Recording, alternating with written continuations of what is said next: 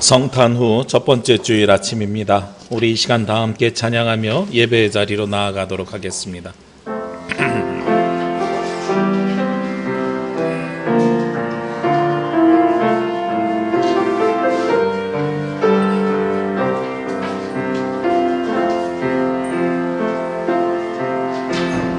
나는 하나님을 예배하는 예배자입니다.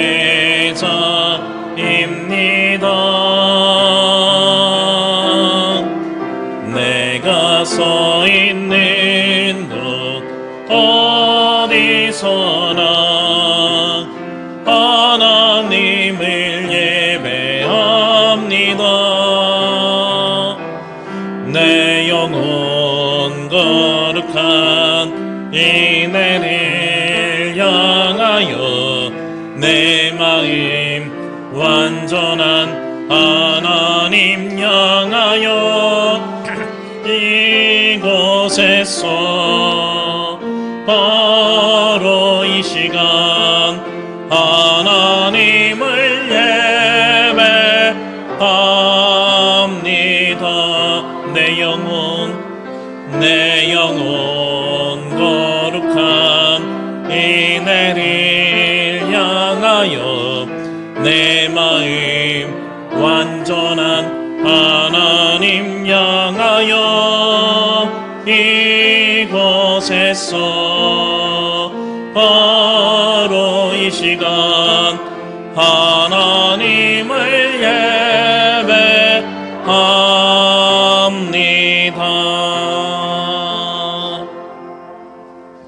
기도드립니다. 시와 찬송과 신령한 노래들로 서로 화답하며 너희의 마음으로 주께 노래하며 찬송하며 범사의 우리 주 예수 그리스도의 이름으로 항상 아버지 하나님께 감사하며 그리스도를 경외함으로 피차 복종하라. 2021년 한 해가 저물어가는 마지막 주일에 주님의 자녀들이 겸허한 마음으로 주님께 나와 예배합니다. 지난 1년 동안 저희의 발걸음을 실족하지 않도록 지켜주신 하나님의 은혜를 생각하며 감사를 드립니다. 한 해가 저물듯이 우리의 일생이 다하는 그 순간에도 하나님께서 저희 곁에 함께하여 주옵시고 우리의 영혼을 보호하여 주실 것을 믿으며 경배합니다. 2021년 지난 한 해를 보람있게 마무리하고 들려주시는 말씀 속에서 새해를 준비하는 새로운 결단과 소망이 충만한 예배가 되게 하여 주옵소서. 영과 진리로 드리는 예배를 기쁘게 받아주시기를 원하오며 이 모든 말씀 예수 그리스도의 이름으로 기도합니다. 아멘.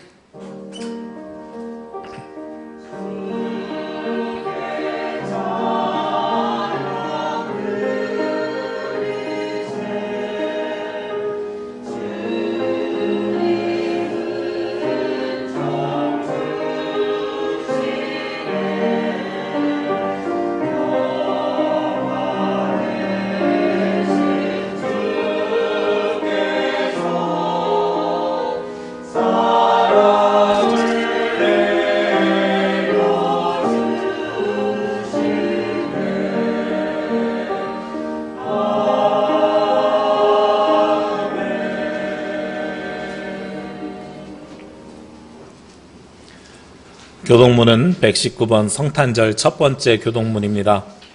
여호와의 영광이 나타나고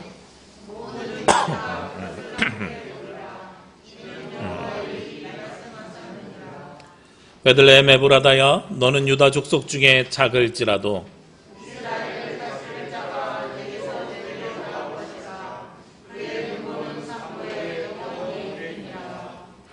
이는 한 아기가 우리에게 낳고 한 아들을 우리에게 주신 바 되었는데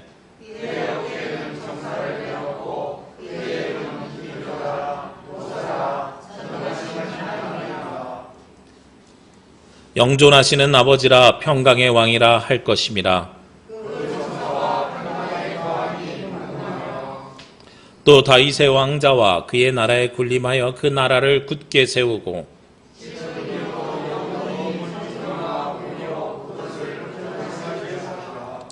천사가 이르되 무서워하지 말라. 보라 내가 온 백성에게 미칠 큰 기쁨에 좋은 소식을 너희에게 전하노라. 오늘 다윗의 동네에 너희를 위하여 구주가 나셨으니 곧 그리스도 주시니라. 아멘.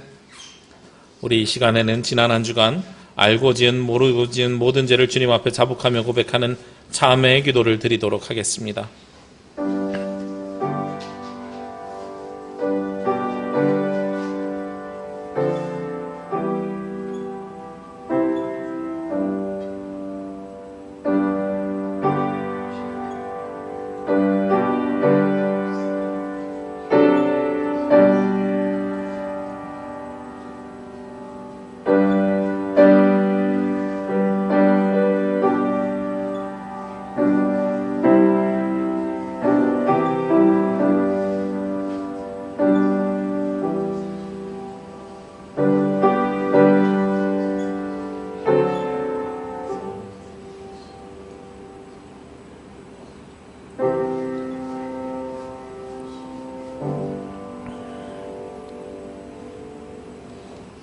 사랑과 은혜가 충만하신 아버지 하나님, 2021년 마지막 주일에 저희들이 심히 안타까운 마음으로 주님 앞에 나와 예배합니다.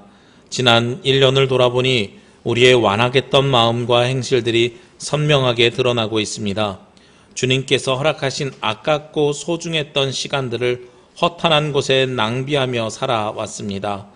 세상에 취하여 살다가 하나님께 충성하고 교회를 위하여 헌신하며 이웃을 섬길 수 있는 수많은 기회들을 놓쳐버리고 말았습니다. 기도 없이, 감사 없이, 찬송 없이, 헌신 없이 살았던 지난 한 해를 회개하오니 용서하여 주옵소서. 열매 없는 무화과 나무를 참아주며 땅을 두릅하고 거름을 공급하였던 농부와 같이 자비로우신 하나님, 저희에게 다시 한번 기회를 주옵소서. 그리하여 새해에는 하나님을 기쁘시게 하는 열매를 많이 맺는 삶을 살게 하여 주옵소서.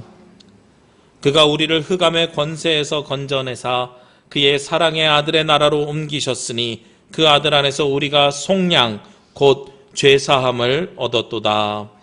나는 이 말씀에 의지하여 이 시간 우리가 구한 모든 죄가 예수 그리스도의 십자가의 보혈로 씻음받았음을 선언합니다. 아멘. 우리의 기도를 들으소서. 키리에 키리에 엘레이손.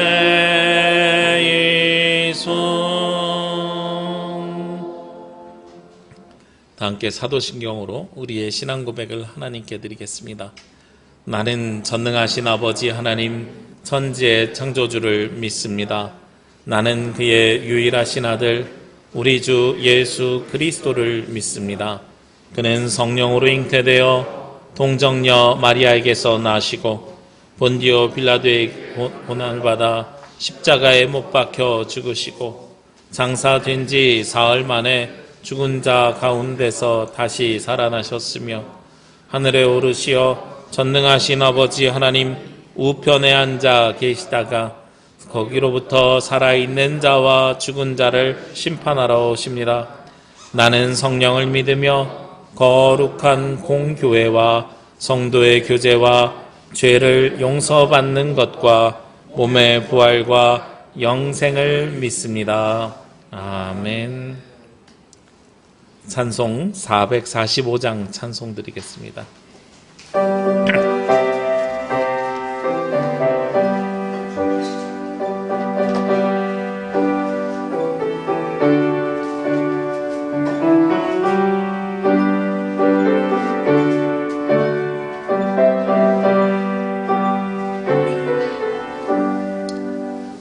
대산을 넘어 범국에 가도 빛 가운데로 걸어가면 주께서 항상 지키시기로 약속한 말씀 변치 않네. 하늘의 영광 하늘의 영광 나의 맘속에 적어도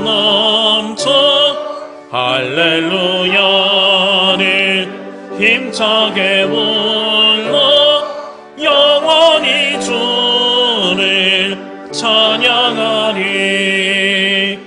캄캄한 밤에 다닐지라도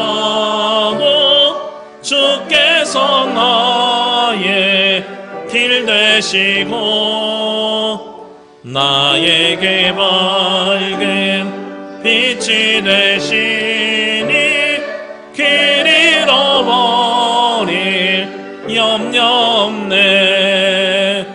하늘의 영광 하늘의 영광 나의 맘속에 차고도 넘쳐 할렐루야를 힘차게 불러 영원히 주를 찬양하리. 광명한 금인 마음에 받아 찬란한 천국 바라보고 할렐루야를 힘차게 불러 날마다 빛에 걸어가리. 하늘의 영광 하늘의 영광 나의 맘속에 차고도 넘쳐 할렐루야를 힘차게 불러 영원히 주를 찬양하리. 이 시간 예배를 위해서 강원규 장로님 기도 인도해 주시겠습니다. 다 함께 기도드리겠습니다. 사랑하는 아버지 하나님, 어제 성탄절 예배를 드리고 오늘은 성탄절 첫 주일 예배를 예배당에서, 가정에서, 또한 장소와 공간의 제한 없이 각자가 있는 자리에서 여러 가지 모양으로 드립니다. 2000년 전 낮고 비천한 자들을 위해, 병들고 소외된 자들을 위해, 진실하고 진리를 갈망하는 자들을 위해, 사탄 마귀의 유혹과 죄의 권세에 빠진 인류를 구원하시기 위해 대속의 제물로 빛으로 오신 아기 예수님을 기억합니다. 2000년 전과 같이 오늘날도 우리는 예수님의 말씀이 필요합니다. 우리는 예수님의 도우심이 필요합니다. 우리는 예수님의 구원의 은혜가 필요합니다. 우리는 여전히 예수님의 손길로 병든 몸과 마음과 영혼이 고침받기를 원합니다. 우리 가정의 병과 교회의 병과 사회의 병과 정치, 경제의 모든 병이 치유받기를 원합니다. 또한 지금은 코로나19의 어두운 그늘에서 벗어나 다시 맑고 깨끗한 공기로 숨쉬며 주님께 예배하고 자유롭게 주님을 찬양하고 성도의 교제를 나누기 원합니다. 우리 주 예수 그리스도시여, 우리를 불쌍히 여겨 주시옵소서. 이 기도의 소원이 공허한 말이 되지 않기를 간절히 바라고 원하오며 우리 주 예수 그리스도의 이름으로 기도드립니다.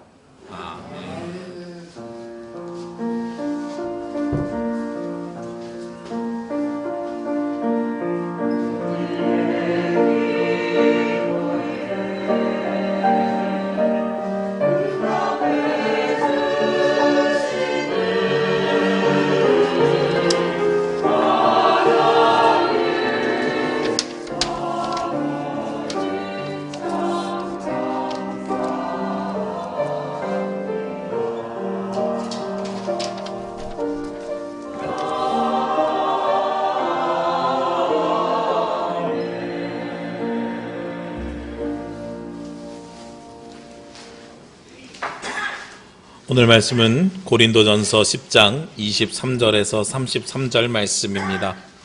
신약성경 고린도전서 10장 23절에서 33절 말씀입니다.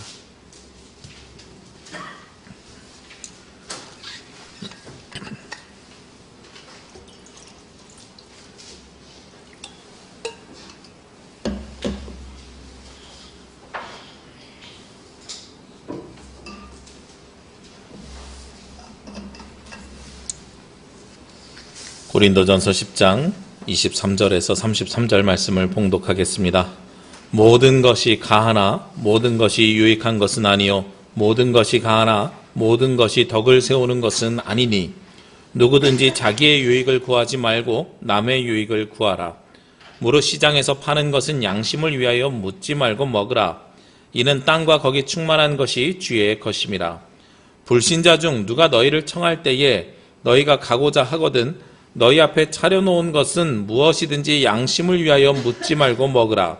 누가 너희에게 이것이 재물이라 말하거든 알게 한 자와 그 양심을 위하여 먹지 말라.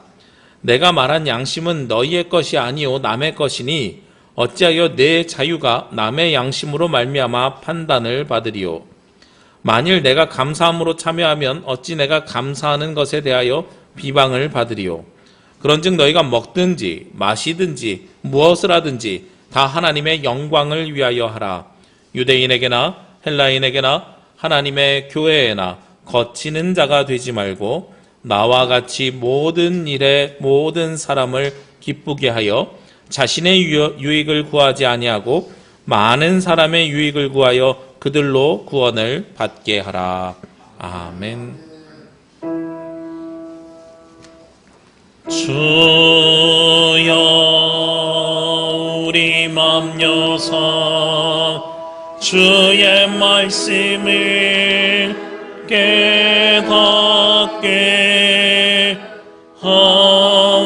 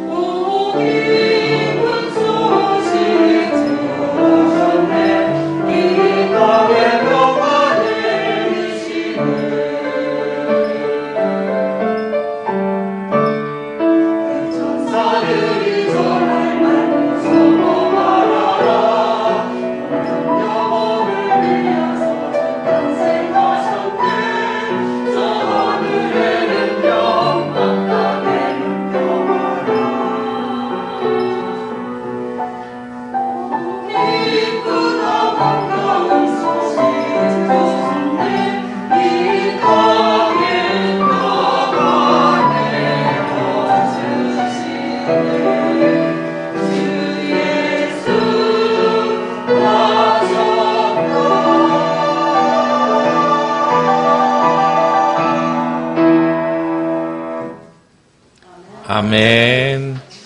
네, 우리 함께 영광의 박수 드리겠습니다. 네, 우리 성가대 찬양처럼 예수님께서 이 땅에 나오셨습니다. 천사들이 와서 이야기를 하고요. 그리고 예수님께서 이 땅에 평화의 왕으로 오셨습니다. 평화의 왕으로 오신 예수 그리스도를 찬양하며 경배하며 그 예수 그리스도와 동행하는 삶을 살아가는 저와 여러분이 되시기를 주의 이름으로 기도합니다. 오늘 눈이 많이 왔는데 그 가운데서도 우리 예배당에 나오신 모든 분들을 주의 이름으로 환영하고 축복하고요. 그리고 오기가 어려워서 각 가정에서 온라인으로 예배드리는 분들도 동일한 은혜가 함께 하시기를 기도합니다. 참 쉽지 않은 세상에서 살아가고 있고요. 저는 오늘 아침에 깜짝 놀랐어요. 예배당 문을 여는데 너무 많이 쌓여 있어가지고 몇 번을 쓰고 제가 사진 찍어서 보내드렸잖아요. 사진 찍고 왔는데 다시 눈이 또 쌓여 있어요. 그 사이에. 몇 년 전에 비행기가 못 들 만큼 한 3일 동안 내렸던 것이 기억이 나는 것처럼 이런 날도 있구나 하는 생각이 들기도 하였습니다. 지난 주간에 언론을 뜨겁게 달궜던 여러 가지 이야기들이 있어요. 요즘 대통령 선거가 이제 진행 중이라서 정치인들의 발언 하나하나가 이슈가 되고 논란이 되고 논쟁이 되고 있는 것 같습니다. 제가 특정 후보를 지지하거나 이러려고 하는 게 아니고요. 지난주에 논란이 됐던 이야기 중에 하나가 바로 자유에 대한 이야기였습니다. 자유를 어떤 생각을 가지고 바라보고 있느냐, 자유가 어떤 의미를 가지고 있느냐에 대해서 가지고 있는 인식이 서로 다르고 그것을 가지고 논쟁과 논란을 펼치고 있었습니다. 그 후보들의 논란과 논쟁에 대해서는 말씀을 드리지 않겠습니다. 제가 그것을 말씀드린 건 적절하지 않은 것 같아서요. 다만 그리스도인들이 신앙의 자유를 누릴 때에 어떤 관점으로 다뤄야 될 것인가에 대해서는 오늘 말씀의 주제이기 때문에 그 말씀은 제가 다루려고 합니다. 오늘 말씀이 시작될 때에 모든 것이 가하나 모든 것이 유익한 것이 아니요 모든 것이 가하나 모든 것이 덕을 세우는 것은 아니니 하고 말씀하고 있어요. 본문 말씀에 자유라는 단어는 29절에 딱 한 번 등장하지만 사실 본문을 이끌고 가는 가장 중요한 핵심은 모든 것이 가하나라는 말이에요. 이것은 자유에 대한 이야기입니다. 세상에서는 이 자유에 대한 개념과 관점이 모두가 다 다르지만 우리가 기본적으로 가지고 있는 자유에 대한 개념이 있습니다. 일단 자유는요, 우리가 마음대로 할 수 있는 권한과 권리입니다. 그런데 이 마음대로 할 수 있는 권한과 권리를 정말 마음대로 사용하다 보니까 필요에 따라서 제한을 할 필요가 생겼어요. 어떤 때 제한을 하냐면 다른 사람의 자유를 침해할 때에. 만약에 내가 옆에 있는 사람이 마음에 안 들어요. 주먹으로 한 대 빵 때렸어요. 너 왜 때렸니? 라고 물어보면 내 자유야. 이럴 수 있는 거잖아요. 때리는 사람은 때릴 자유가 있지만 맞는 사람은 안 맞을 자유도 있거든요. 그러니까 그 자유를 침해하게 되는 거죠. 그 자유를 침해했을 때 공동체에서는 침해하지 말라고 법이라는 것을 만들어서 자유를 제한할 때도 있습니다. 그리고 그 다른 사람의 자유를 심하게 침해했을 때 사기나 도둑질이나 절도나 혹은 살인이나 이러한 범죄를 저지르면 자유를 제한해서 구속시키는 걸로 그래서 자유를 막는 것으로 벌을 주기도 합니다. 그만큼 자유라는 것은 우리의 삶과 우리의 인생에서 굉장히 중요한 부분이에요. 가장 큰 벌이 자유를 제한하는 것이니까요. 마찬가지로 자유는 내가 모든 것이 가하지만 어디 안에서요? 우리 사회적으로는 법이라는 테두리 안에서 누릴 때에 그것이 복된 자유가 되는 겁니다. 그러면 신앙적으로는요.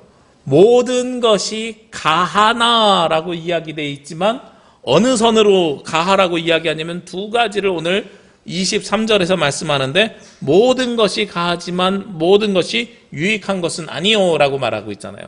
그러니까 첫 번째 내가 자유를 누리지만 신앙적 자유를 누려야 되지만 어떻게 누려야 된다고요? 유익이라는 테두리 안에서 자유를 누려야 될 것이다 라는 거예요.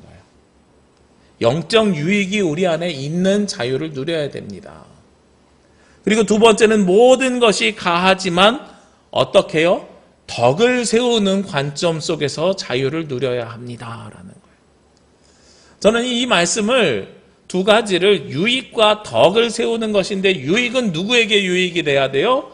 나에게 신앙적인 유익이 돼야 되는 거예요. 덕은 누구에게 덕이 돼야 돼요? 다른 사람들이 볼 때 덕이 되어야 돼요. 이 관점으로 여러분들이 신앙적 자유를 누리셨으면 좋겠다라는 거죠. 오늘 갑자기 눈이 많이 와가지고요, 고민이 됐습니다. 우리 목사님들이 있는 단톡방에서는요, 막 이런저런 이야기들이 나와요. 1부 예배 취소하고요, 2부 예배는 온라인과 병행하기로 했습니다. 어떻게 하기로 했습니다. 어떤 교회는 전면 온라인으로 전환했습니다. 멀리서 오는 교인들이 대다수여서 뭐 쭉 이렇게 올라와요. 저는 이제 그냥 우리 성도님들에게 저는 편하게 안내를 드리고 싶은데, 그래서 사진을 보여드리고 조심해서 오십시오. 근데 혹시 못 오실 분들이 마음에 부담이 있을까 봐 온라인 예배도 드리실 수 있습니다. 이 두 가지를 다 열어놨어요. 이게 코로나 이후에 바뀐 상황인 것 같아요. 코로나 이전이었으면 상상 못하는 일이지요. 조심해서 오십시오. 그리고 가까운 교회에서라도 예배 드리십시오. 이런 식의 문자를 아마 드렸을 겁니다. 근데 요즘은 이렇게 바뀌었어요. 코로나가 처음에 다가올 때도 마찬가지였지만 온라인 예배를 드릴 때 항상 걱정되는 부분들이 있습니다. 온라인 예배는요, 우리가 함께 모여서 드리는 이 예배보다 자유로운 예배거든요. 왜냐하면 아무도 보는 사람이 없으니까 자유로워집니다. 일단은 시간에 자유로워요, 공간에 자유로워요. 그리고 그 자유를 어떻게 누리기 시작하냐면 복장의 자유가 생기기 시작하고요. 제가 그래서 여러분에게 항상 부탁드릴 때 어떻게 부탁드려요? 온라인 예배를 드릴 때에도 마음을 경건하게 하고 최소한 세수 눈곱은 띄시고, 네, 복장을 잘 갖춰 입고 화려하게 아니어도 정결하게 하나님 앞에, 아무도 보지 않지만 하나님 앞에 드리는 예배이니 하나님 앞에 충실하게 드리시기를 원합니다 라는 마음으로 제가 늘 여러분에게 안내를 드립니다. 오늘도 이 예배당의 좌석수가 빈 만큼 온라인 예배 접속자 수가 많아요. 보니까 가급적이면 시간을 지켜서 하나의 공동체인 것처럼 예배를 드리면 더 감사하겠고, 그러지 못하더라도 우리가 예배 시작부터 끝까지 온전히 예배 드리시기 바랍니다 라고 항상 말씀을 드려요. 우리 지난주에 예배 가운데 광고하면서 방역 패스 받았잖아요. 예배 가운데 그 자리에서 보내주시니까 거의 대부분 다 보내주셔가지고 누가 안 냈네 뭐 했네 이렇게 체크할 필요가 없어서 너무 감사하더라고요. 근데 그걸 통해서 제가 새롭게 알은 사실이 하나 있어요. 온라인 예배를 우리가 실시간으로 드리는데 예배 시간 10시 반부터 똑같이 같이 시작했던 분들이 누구인가? 광고할 때 여기 앉아 계신 분들이랑 동일한 시간에 저에게 문자를 보내주신 분들이 계세요. 어머, 이분들은 늦게 예배 늦지 않고 온라인 예배 드리시지만 우리 신동현 집사님과 문미경 집사님 동일한 시간에 늦지 않고 10시 반에 같이 예배 시작하셨구나. 제가 알게 됐어요. 야, 참 감사하죠. 이게 신앙의 자유입니다. 그런데 이 예배가 우리가 자칫 잘못하면 타협을 시작해요. 어떻게 타협하냐면 처음에는 이왕이면 큰 화면으로 보는 게 좋지 않아? 막 TV도 연결합니다. 뭐 어떤 분들은 저에게 막 전화해서 물어봐요. 핸드폰이랑 큰 TV랑 연결하려면 무슨 선을 사야 되나요? 처음에는 그렇게 예배를 시작을 해요. 나중에는요, 각자 방에서 핸드폰으로 예배 드릴게요. 식구들이 4명이 같이 있는데 각자 방에서 핸드폰으로 예배를 드려요. 조금 더 지나니까요, 앉아있다 보니까 허리가 아파서 조금 누워서 예배를 드려요. 조금 더 있다 보니까요, 누워서 예배를 드리면 나도 모르게 어이구 자다 예배드리다 그래요. 그러면 그 예배가 나에게 유익이 있을까요, 없을까요? 유익이 없는 예배인 거예요. 나에게 유익이 있는 예배를 드려야 된다는 거죠. 우리가 자유로운데 그 자유는 나에게 영적인 유익이 부과되어야 그것이 신앙적인 자유가 되는 겁니다.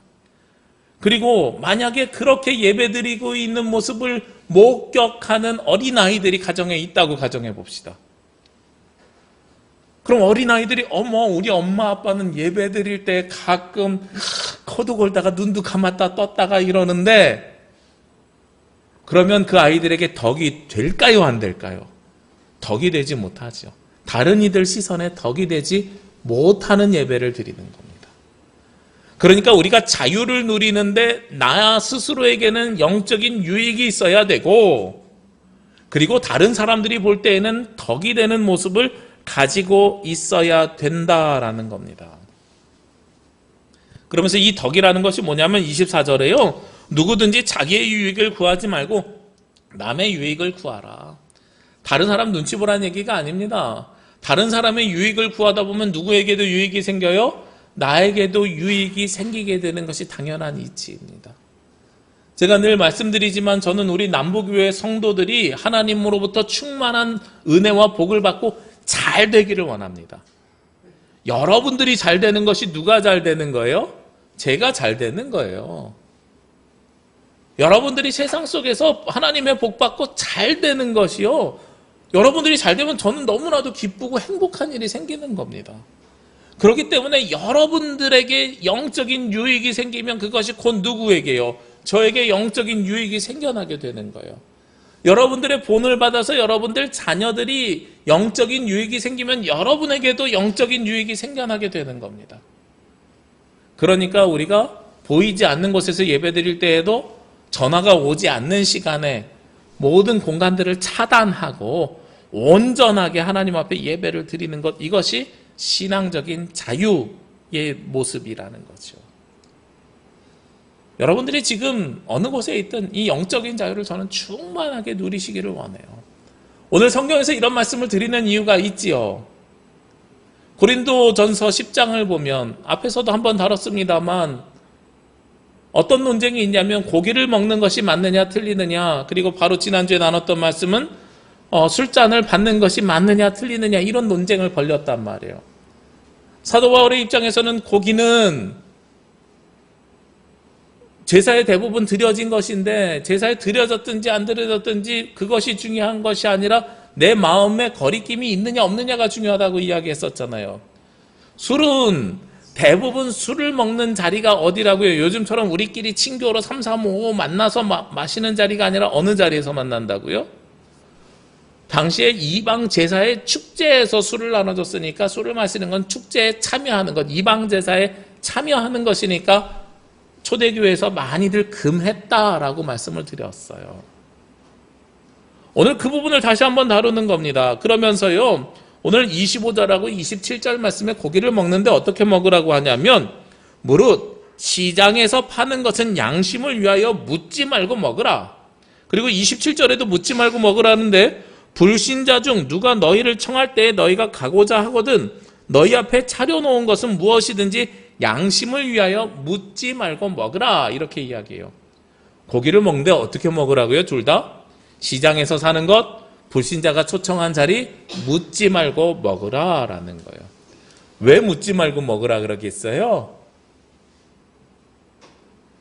물어보면 이 고기에 무엇이 생겨요? 물어보는 순간에 이 고기에 근본 출처가 생기는 거예요.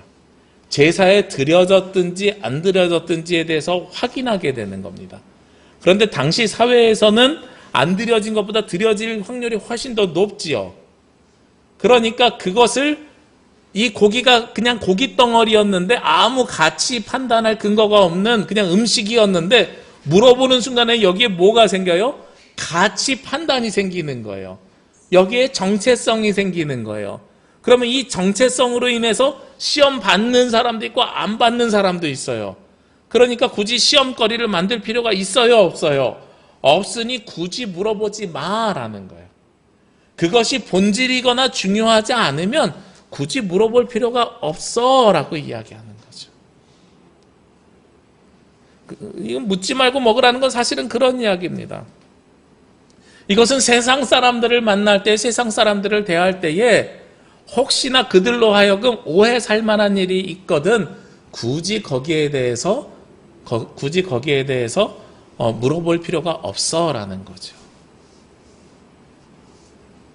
우리 지난번에 이 성탄절이 장식하고요, 장식해 주시는 분들이 너무 늦게까지 고생하셨어요. 퇴근하자마자 저녁도 안 잡수시고 6시부터 와가지고 교회 본당을 다 하셨어요. 끝나고 나니까 9시가 거의 다 돼갔어요. 그 시간에 저녁 식사하시려고 식당을 갔는데 문 닫았어요. 마감됐어요. 2군데 식당에서 안 돼서 3번째 가장 안전한 식당, 우리 김순동 집사님네 식당으로 저희가 갔어요. 음식이 너무 맛있어요. 네. 치즈 불닭이요. 너무 맛있어요. 근데 그걸 먹는데 어떤 분이 뭐 누구라고 말씀 안 드리겠지만 우리 성도님들 가운데 이게 그 맛있는데 식사보다는 안주에 가까운 메뉴라 술 한 잔이 생각나시는 분이 있었나 봐요. 맥주 한 잔 먹어야 되는 거 아니야? 이런 말씀을 하세요. 그랬더니 제 앞에 앉아 계셨던 이상훈 집사님이 목사님 전혀 안 드세요? 이렇게 물어봐요. 그래서 제가 늘 그럴 때 이런 대답을 드립니다. 뭐라고 말씀을 드리냐면 먹느냐 안 먹느냐가 중요한 것 아니고요. 제가 늘 말씀드리지만 우리 술을 먹다가 식당에서 저를 마주쳐도 서로 어색하지 않게 인사할 수 있는 사이였으면 좋겠습니다. 그런데 다만 저랑 같은 자리에서는 안 드셨으면 좋겠습니다. 같은 식탁에서는 안 드셨으면 좋겠습니다. 제가 이런 말씀을 드리는 이유는 이 술 자체가 먹고 안 먹고가 중요한 이야기가 아니라는 거예요. 그런데 목사랑 같이 먹고 안 먹고를 이야기하면 이건 나중에 이걸 때문에 어떤 사람들이 생길 수 있어요? 시험에 드는 사람들이 생길 수 있는 거예요. 그러니까 굳이 그런 상황을 만들 필요는 없지 않아요? 제 입장은 이런 입장인 거예요. 본질적인 걸 보자고요. 그것이 신앙적으로 맞다 틀리다라는 문제가 아니에요. 신앙에 그것에 자유하신 분이 있어요. 그런데 신앙에 그것이 자유하지 않는 분이 있어요. 그럼 굳이 그 자리에서 물어볼 필요가 있을까요? 없을까요? 앞으로는 물어볼 필요가 없겠죠. 오늘 말씀대로 하면. 네. 그럴 땐 물어보지 않아도 되는 거예요. 물어보지 않아도 되는 거예요. 굳이 그런 것들을 우리가 구별할 필요가 없다라고 이야기하고 있는 겁니다. 그러면서 26절에 보면 묻지 말고 먹을 때 우리가 가지고 있는 기본적인 개념이 있습니다. 뭐냐면 이는 땅과 거기에 충만한 것이 주의 것임이라. 사실은요, 이방 제사에 드려졌든 드려지지 않았든 이 고기는, 이 음식은 모두 다 누구로부터 온 것이라고 그리스도인들은 고백해야 돼요? 모든 것이 주님으로부터 왔다, 하나님으로부터 왔다 하는 것을 고백하면 되는 거예요. 하나님께서 이 땅의 모든 동물과 식물들을 만들으셨고요. 모든 음식은 하나님께서 주신 거예요. 그런데 사람들이 다만 이방에게 잠깐 보냈다 왔을 수도 있고 자기들 종교적 신념에 따라서 다르게 사용했었을 수도 있어요. 그렇지만 우리가 그 음식을 먹을 때마다 어떤 관점으로 받으면 돼요? 이 음식은 주님께서 주신 것입니다 라는 관점으로 받으면 돼요. 굳이 물어봐서 그걸 구별할 필요가 없는 거예요. 어제 성탄 예배 끝나고요. 이제 오늘 또 주일을 준비해야 되니까 예배가 끝나자마자 또 예배가 준비돼야 되더라고요. 그래서 어제 저희 목사님들 단톡방에는 성탄 예배 끝났습니다. 메리 크리스마스 이러는데 마지막에 한 목사님이 그런데 내일 주일입니다. 그랬더니 다들 눈물 자국 뚝뚝 이렇게 올렸어요. 그러면서 한 목사님이 재미있으라고 뭘 링크를 해줬냐면 JTBC 방송이던데 다수의 수다라는 프로그램이 있나 봐요. 근데 한 두어 주 전에 그 다수의 수다라는 프로그램에 누가 출연을 했냐면 목사님, 신부님, 스님, 그리고 원불교 교무님 이렇게 4명이 참여해가지고 수다를 떠는 방송이 나오는 거예요. 제가 그 방송보다 깜짝 놀랐어요. 그 스님의 이름이 성진 스님이에요. 목사님이 성진이었으면 좋았을 뻔했는데 스님이 성진 스님이에요. 어쨌든 보는데요. 무슨 이야기를 하냐면 사회자가 이런 질문을 해요. 우리 종교마다 보니까 밥 먹기 전에 하는 예식들이 있던데요. 그랬더니 목사님이 저희는 감사기도 드리고 합니다.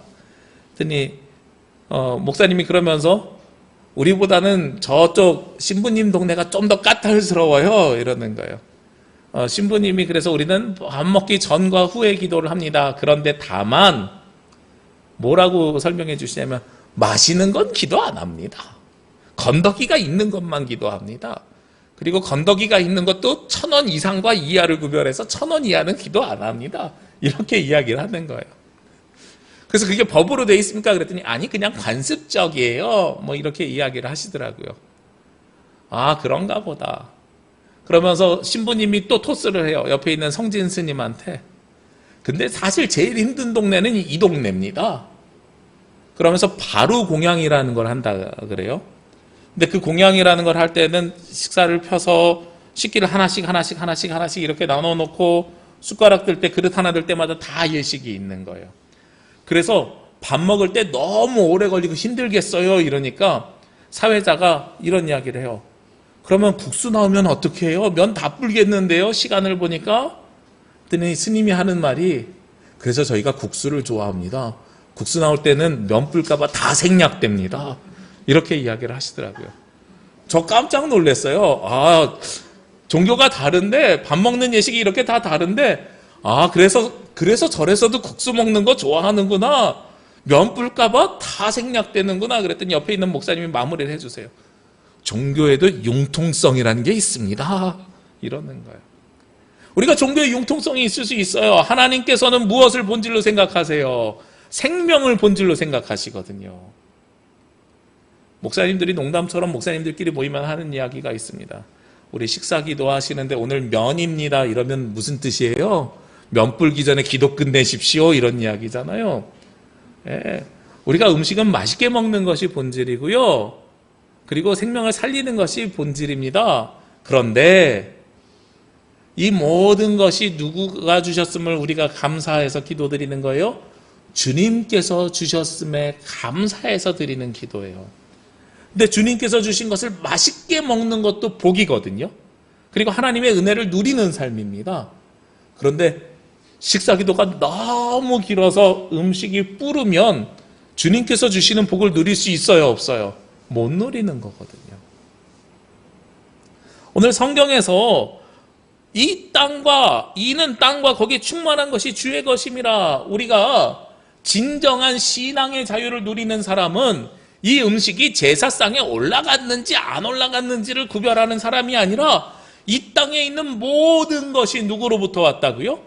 하나님으로부터 왔음에 감사드리는 사람들, 그 사람들이 바로 신앙의 자유를 누리는 사람들이라는 거예요. 우리에게 그 자유를 누리라고 이야기하고 있습니다. 이것은 음식뿐만 아니라요, 모든 부분에서도 동일하게 적용되는 것입니다. 그런데 반대로 28절에 보면 먹지 말라는 이야기도 합니다. 어떤 때 먹지 말라 그래요? 누가 너희에게 이것이 제물이라 말하거든 알게 한 자와 그 양심을 위하여 먹지 말아라. 누군가가 굳이 식탁에 앉아서요, 목사님 이거 제사 때 드려진 음식입니다 라고 이야기를 하면 그 사람 의식 속에는 무엇이 있는 거예요? 다른 신이 존재하는 거고, 그리고 거기서 음식을 먹으면 시험에 들 수 있으니 굳이 그 음식은 먹지 말아라 라고 이야기하는 거죠.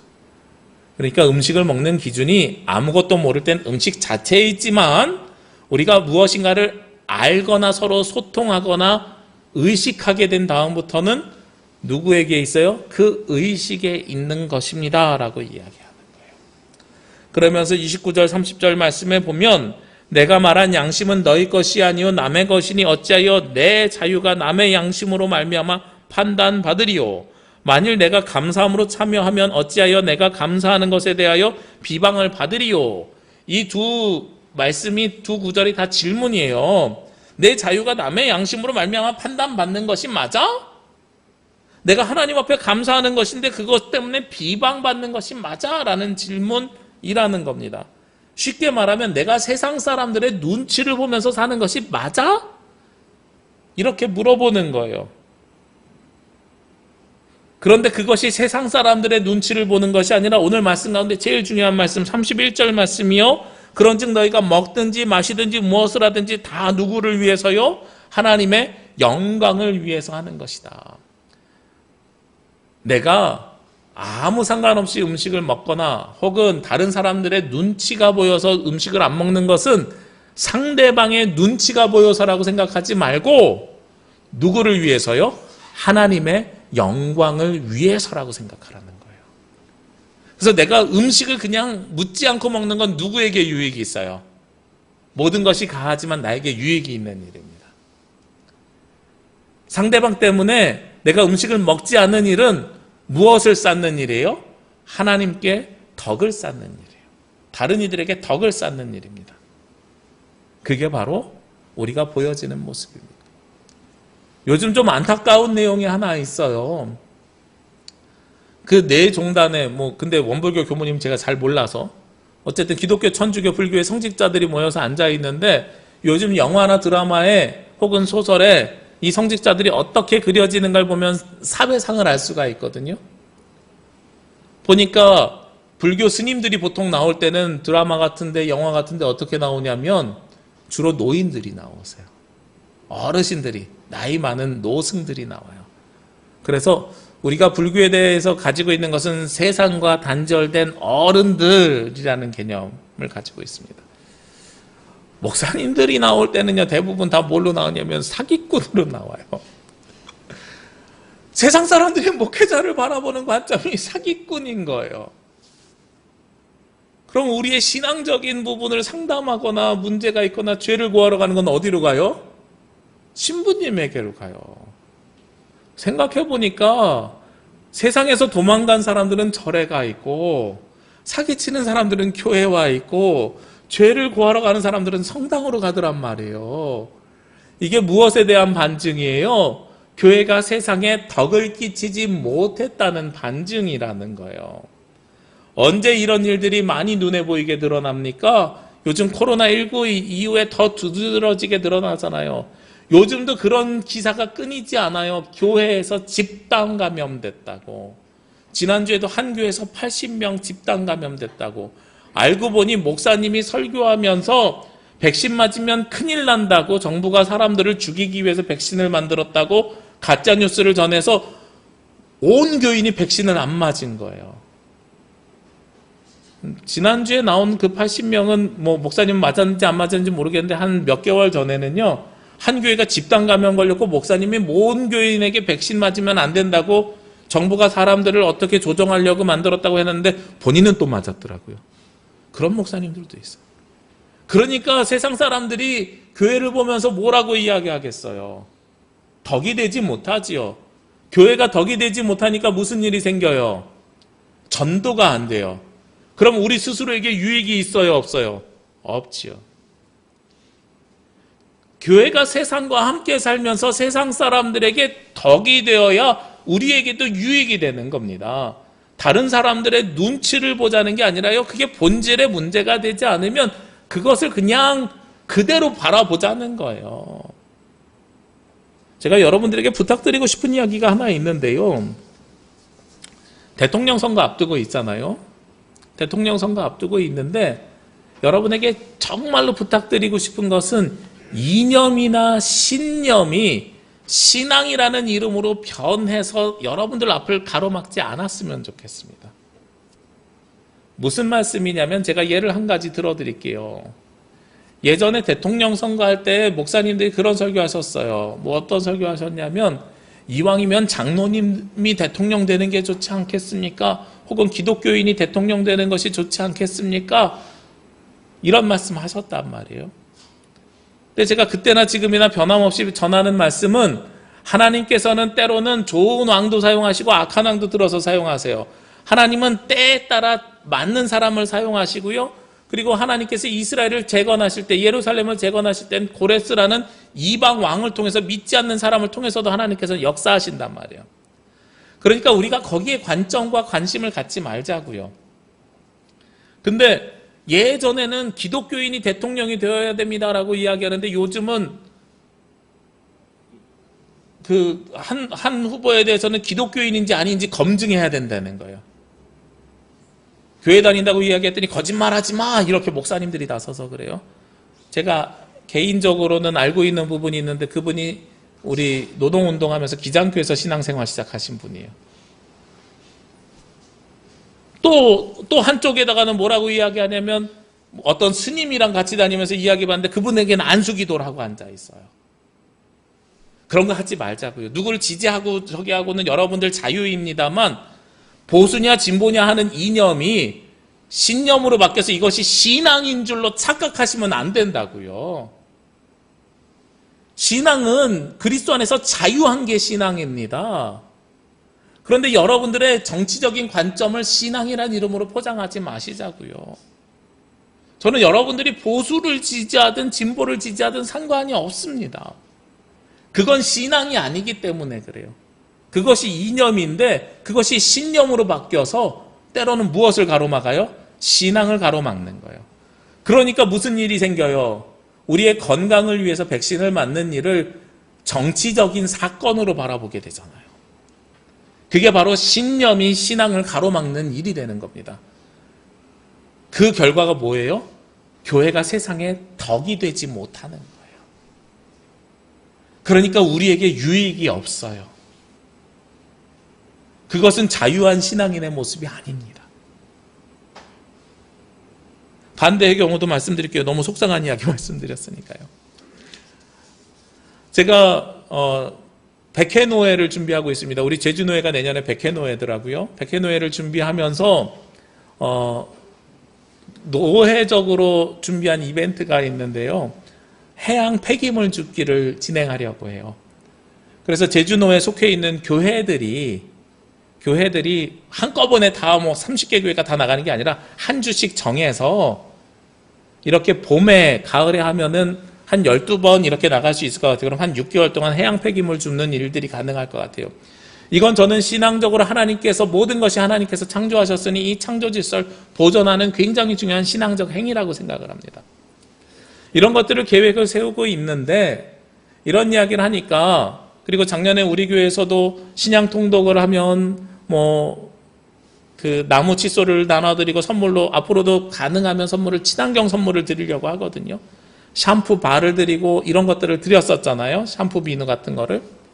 그런데 이런 것들을 하니까 한 교회에서 제로 웨이스트 샵을 만들려고 하더라고요.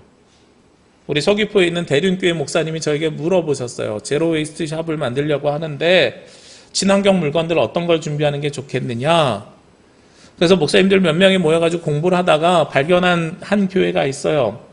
청주의 시에서 외곽에 있는 교회인데 제로 웨이스트 샵을 교회에서 운영해요. 근데 그 제로 웨이스트 샵에서 제일 중요한 건 뭐냐면 대나무 칫솔이나 아니면은 비누 샴푸나 이런 것들도 중요하지만 샴푸나 그 주방 세제가 비누로 되어 있는 게 불편하잖아요. 액체를 쓰고 싶은 분들이 있단 말이에요. 그러면 통에 담아서 팔면 통에 쓰레기가 발생하니까 집에서 통을 가져와서 덜어서 판매하는 데가 있어요. 제주에는 아직 한 군데도 없는데 그걸 제로 웨이스트 샵이라 그래요. 그거를 해야 되겠다라는 생각이 들었어요. 근데 그게 굉장히 좋은 게요. 믿지 않는 사람들 중에서 건강한 생각을 하는 사람들이, 이 땅을 보존하고 싶어하는 사람들이 교회에서 그걸 운영하니까 덜어가야 되잖아요. 세제를 덜어가야 되니까 교회 문턱을 자꾸 들어왔다 나갔다 하는 거예요. 근데 청주에 있는 그 외곽에 있는 교회에서 그걸 하면서요, 어느 날 보니까 교인들이 점점 늘고 있어요. 젊은 사람들 중에 깨어있는 사람들이 어머, 이런 교회면 나도 다닐 수 있을 것 같아 이러면서 다니기 시작하는 거예요. 그리고 거기 목사님께 말씀을 들어봤더니 교인들이 자신감 뿜뿜이래요. 요즘 말로. 우리 교회는 하나님께서 만드신 창조 세계를 보존하기 위해서 실천하는 교회고 그것을 위해서 세상에 열려져 있는 교회야. 세상 사람들이 하나님께서 만드신 세상을 보존하기 위해서 교회로 와서 교회에서 도움을 받고 세제를 덜어가고 교회와 함께 살아가는 것 같아. 세상에 덕이 끼쳐지잖아요. 그러니까 그 다음에 교회가 유익이 생기는 거예요. 성장을 위해서 하자는 이야기가 아니라 하나님께서 만드신 창조 세계를 보존하기 위해서 세상에 덕을 끼치기 위해서 그 일을 해나가기 시작하니까 자연스럽게 새신자들이 생겨나는 일들이 생겨나더라고요. 그래서 이왕이면 서귀포만 하지 말고 서쪽 동쪽 교회에서 여러 개가 같이 연합해서 만들면 어떨까, 이런 논의들이 저희들 요즘 벌어지고 있는 이야기들입니다.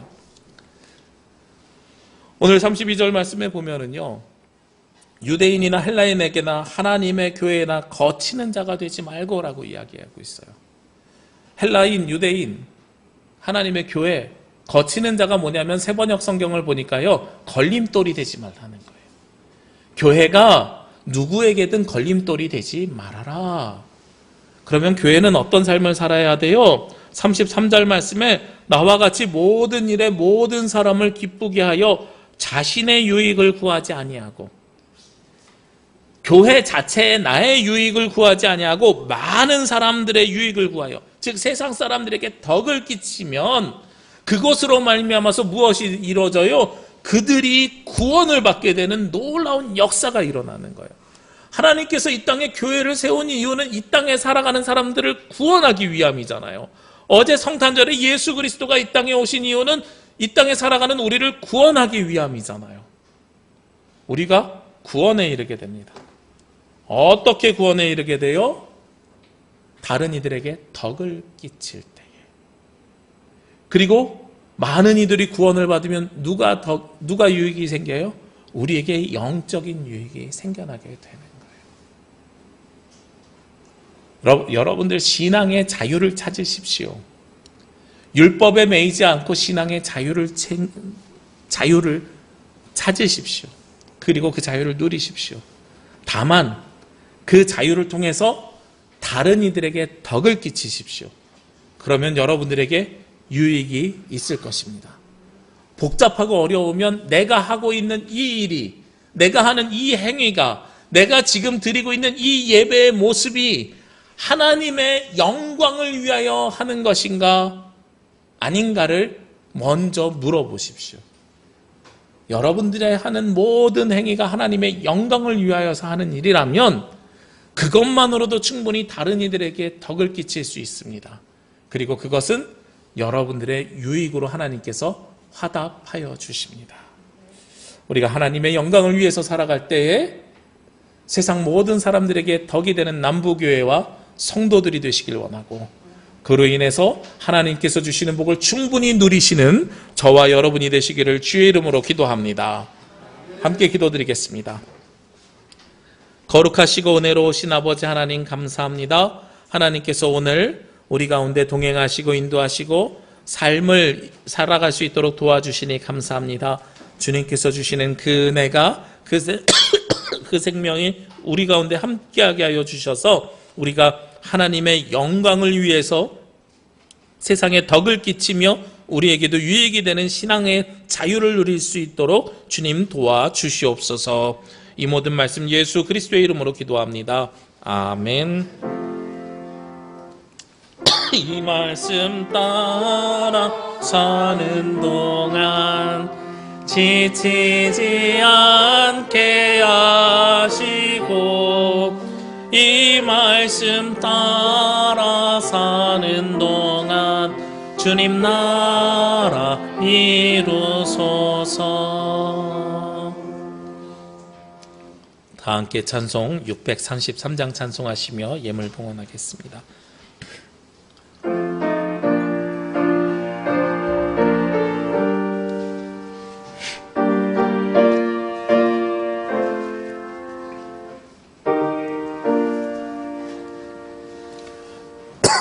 나의 하나님 받으소서.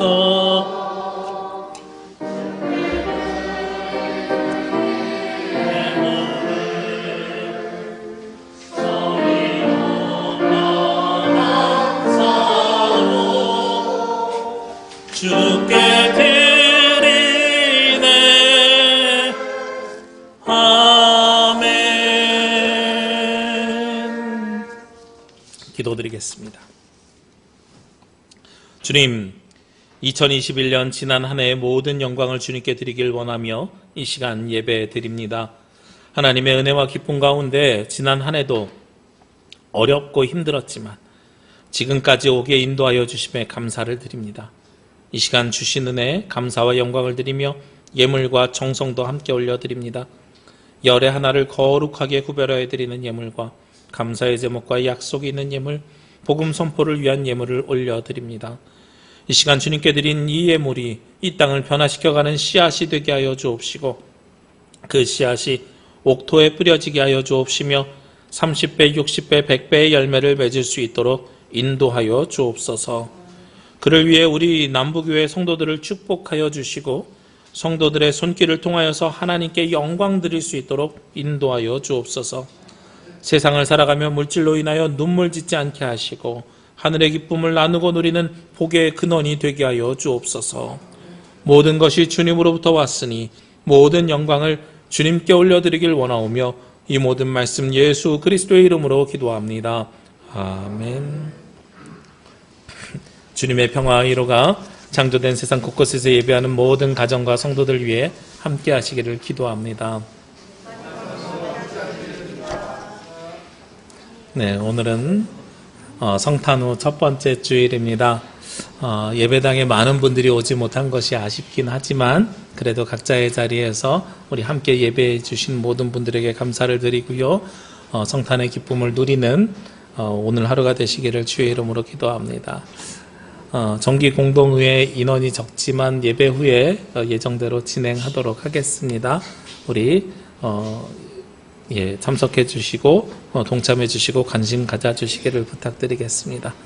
성탄 예배에 드려진 성탄원금은 작은교회 목회자 지원금으로 사용될 예정입니다.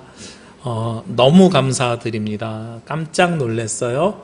작년에도 그 이전보다 지원한다 그러니까 2배를 헌금해 주셨는데 올해는 작년보다 더 많이 드리셨어요. 그래서 더 많은 금액을 작은 교회에 나눌 수 있고, 그리고 우리가 세상은 아니지만 작은 교회 목사님들의 힘이 돼주고 그리고 덕을 끼칠 수 있도록 도와주셔서 감사드립니다.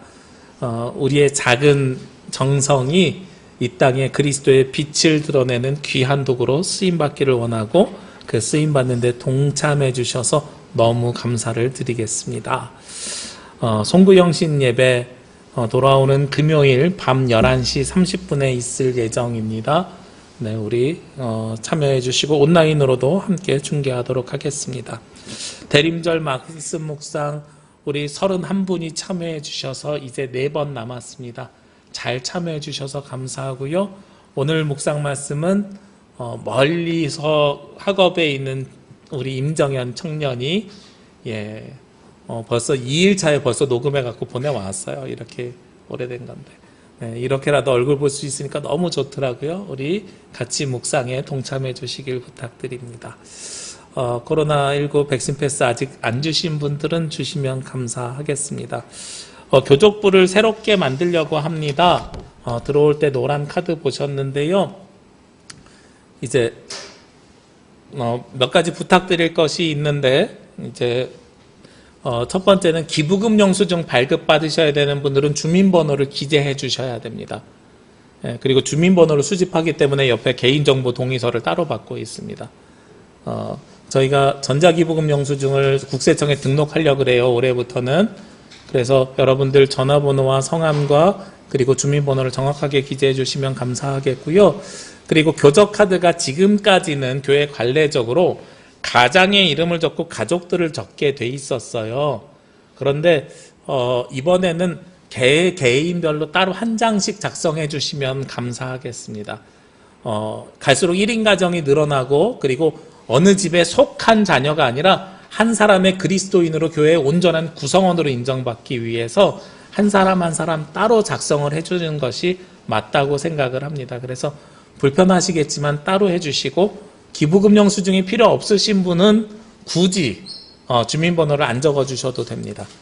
그리고 생년월일은 가급적이면 법적 생년월일을 적어주시는데 실제랑 다른 경우에는 관용적으로 가정에서 사용하시는 것도 가로해서 따로 적어주시면 좋을 것 같아요. 교회에서 참고해서 사용하도록 하겠습니다. 종이로 제출해 주셔도 괜찮고요. 가능하면 1월 둘째 주까지 저희가 받아야 국세청에 등록할 수 있거든요. 예배 중에 지난주에 백신 패스 함께 작성하니까 너무 좋더라고요. 그래서 예배 중에 그것도 길어갖고 다 작성을 교적부 작성은 어려워서 문자로도 보내드리겠습니다. 요즘 그 문자로 작성하는 거 있거든요. 문자 링크 누르셔서 거기에 성함이랑 입력만 하시면 될 수 있도록 문자로도 제작했습니다. 예배 후에 바로 발송해 드리겠습니다. 네, 그래서 우리 참여해 주시면 감사하겠습니다. 그리고 사회적 거리두기 단계적 일상회복 단계인데요. 우리가 백신 패스 덕에 많이 예배 드릴 수 있어서 감사하고요. 다만 한 가지 부탁드리는 것은 예배당 들어오실 때 꼭 QR 체크인 해주시고요. QR 못 하시는 분들은 수기로 작성해 주시면 좋겠어요. 한 2, 3주 전인가요? 보니까 한 분도 작성도 안 하시고 QR도 예배 인원에 턱없이 부족한 걸 제가 발견했거든요. 예. 혹시나 나중에 문제가 될 수 있어서 저희가 사전에 하는 일이니까요. 들어오실 때 못 하신 분들은 가실 때라도 꼭 체크인을 해주시기를 부탁드리겠습니다. 한 가지 더 주보에는 없지만 광고 드리는데요. 오늘 온라인 예배 유난히 많이 해주셨는데 온라인 예배도 체크인 해주시는 분이 있는데 제가 질문을 좀 드릴게요. 성함이 빵이라고 돼 있는 분이 매주 예배 시간에 늦지 않고 출석합니다 라고 기록을 해주시는데 제가 본명이 어떤 건지 잘 모르겠어요. 그래서 우리 온라인으로 예배에 참여해 주신 빵이님, 오늘은 또 좋은 말씀 감사합니다. 피드백까지 해주셨는데 본명을 좀 알려주시면, 우리 신동윤 집사님, 문미경 집사님 뭐 이런 분들 본명 알려주셔서 제가 참 감사했는데, 예, 기록해 주시면, 네, 그냥 남부교회 응원합니다라고 써주셨네요. 우리 성도님이 아니신가 봐요. 온라인으로 동참해 주셔서 감사드리겠습니다. 네, 우리 이 시간 함께 찬양 드립니다. 살아낸 만큼, 사랑한 만큼. 양영심 집사님이시네요, 빵이님이.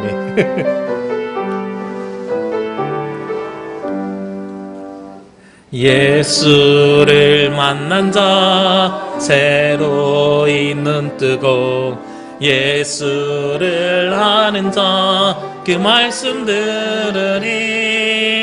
예수를 따르는 자 어느 곳에 있어도 주의 은혜를 담대히 선포하리라.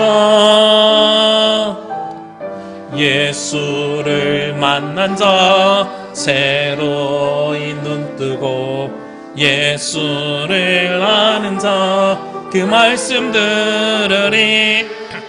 예수를 따르는 자 어느 곳에 있어도 주의 은혜를 담대히 선포하리라.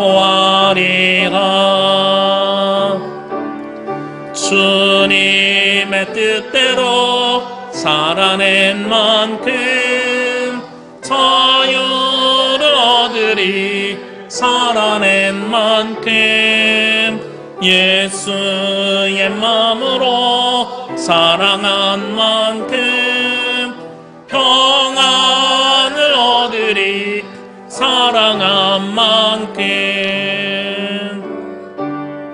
주님의 뜻대로 살아낸 만큼 자유를 얻으리.